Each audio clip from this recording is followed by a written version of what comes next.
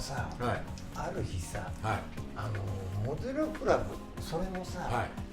おじさんというよりさ、むしろジジイのモデルクラブ作んないかって話が前に込んだわけ。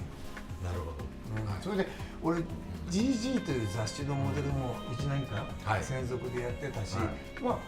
それもいいんじゃないかなと思ったんだけど、ただ単にモデルっぽい人を集めてもさ意味ないな、なんかないかなと思った時に昔の黒澤明の映画の「七人の侍」見たことある？もちろんです。でしょ、あれやっぱし、俺はやっぱ黒沢映画でもこれ傑作だと思うしさ、素晴らしいですよね。そう同じことしてみたらどうかなって、要するに群れないんだけど、要するにみんな個人とかプライベートというか、そのなんつうの独立はしてるわけよ完全に、ね、独立してもやっていけるんだけど、で友達かというとそうでもない。そうでもない、むしろ張り合ってる、なんだけどいざとなったらこの力を全部合力にすればかなり大軍にも向かっていけるみたいな、そういうことできないかなっていうので、だから最初の「七人の侍」に最初に加えたかったのはあなたなんです。ありがとうございます。本当に光栄です。でそっから話始まって、そうですね。次誰だっけかな。じゃあまさかそう次々と行くと思わなかった。まあ3人目としてはやっぱ和で行こうかなっていうのがあって、ようポンってさ、ようポンですね。ようポンでさもう人を黙らしちゃうという大倉正之助、大倉さん、バイクが好きなの。大好きですよね。だけどやっぱり着物着るとキリッとする。そうなんですよ。ちょっと俺たちに欠落してる部分の輪があるじゃない。ありますね。でやっぱりさ七人の侍から発想ビュートセブン来てるからさ、侍っぽい人は一人いる、まあこれで決まりと、次にねやっぱアーティスト、でいろいろ考えたんだけど、やっぱし旧友のニック・イタヤ、でこれは僕がまだファッションプロデューサーでステージいろんな演出してる時でも菊田京の舞台装置とかさ、セットとか、それから伊勢丹デパートとかね、中国店やった時に全てのそのアートディレクション、要するに T シャツまで作ってもらったりみたいな、ニック・イタヤ、あとはどんな人がいるのかなって、そうそう悩んだんですよね。それで僕はもちろんこのビュートセブンでこうみんな顔合わせの時に、まあもちろん昔から存じ上げてるんですけど、国広ジョージさんの建築家の方がいらっしゃるんですよ。もうアメリカ生まれアメリカ育ちでハーバード大学出てて、だけどベタベタの日本人そうなんですよ。話してみる、もう話すとカラオケが大好きで、それでもう隣に回覧板持ってくと出てくるようなお父さんみたいな、だけどちょっとおしゃれで、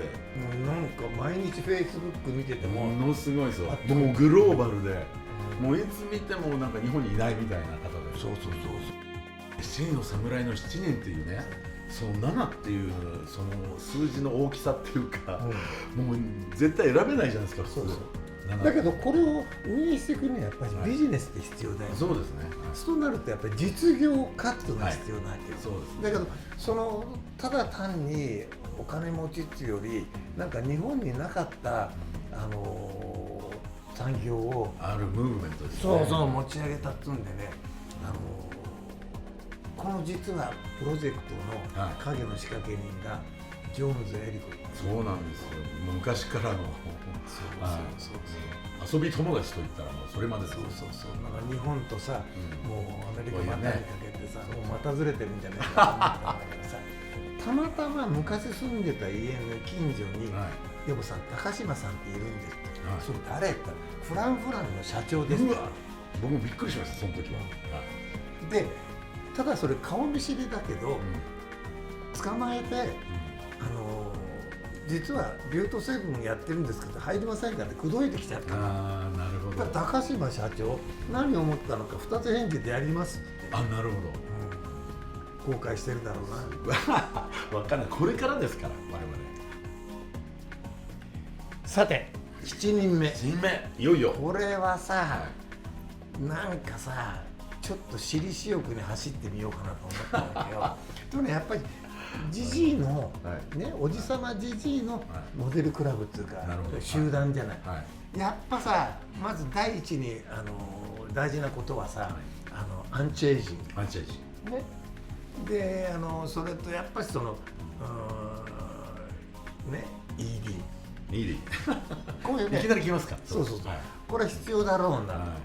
やっぱ明るい ED の時代ですよ。そうですそうです。今までみたいな暗いのはダメよ。そうですね。もう明るく堂々と、そこのパイオニアというか、そうそうそう、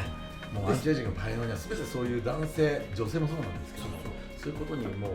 またこれこの先生に聞か一発で、そうこれがまたさっきのジョーンズ・エリコが、いい人いますって軽いんだよね彼女体重は重いんだけどさ、だからそういう意味でさ、青木さん、青木先生、青木明っていうのかな、難しい字なんだけどさ、そうです。これ彼だけが一番ちょっと50代で遠目に言うとヒロミ号みたいな、そう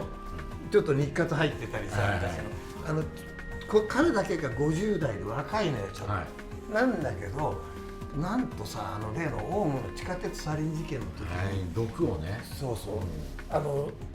自衛隊で毒ガス研究してた軍医だったわけよ、それが事件の時飛んでって全部これはサリンですってワクチン作ったりとかいろいろ全部ね判定したっていうか、それから何を思ったかさ、ワインのソムリエの資格取って今ワイン教師までやってるという。どっちかっていうとワインをあの方は自分でこうアピールしてませんか、最近は。俺はソムリエですからみたいな。普通にしちゃったらもうちょっと硬いかなってこの間写真撮ろうと思ったらどっかからワイングラス持ってきてワイングラスでワインついて持ってるんだよね確かに参っちゃってなかったさ。でも決め手は何ですか、そこでもういいでそれをちょっと青木先生。いやもう一言、でもさん最近はいいのありますから、肝臓悪くても使えるってありますこの7人の侍、ビュートセブン、みんなそれなりに違う生き方してて、絶対群れなさそうな人だけど、この7人だったらいいやってので集まってくれた。そうですね。だからモデルクラブを作りませんというさ、呼びかけでやったもの集まってきたら、なんかこれほっとくだけでたまに飯食ったり集まっただけで自然発火しそうな、そうそんな感じします。自然発火っていい意味でね、別に殴り合うわけじゃないと思うんだけど、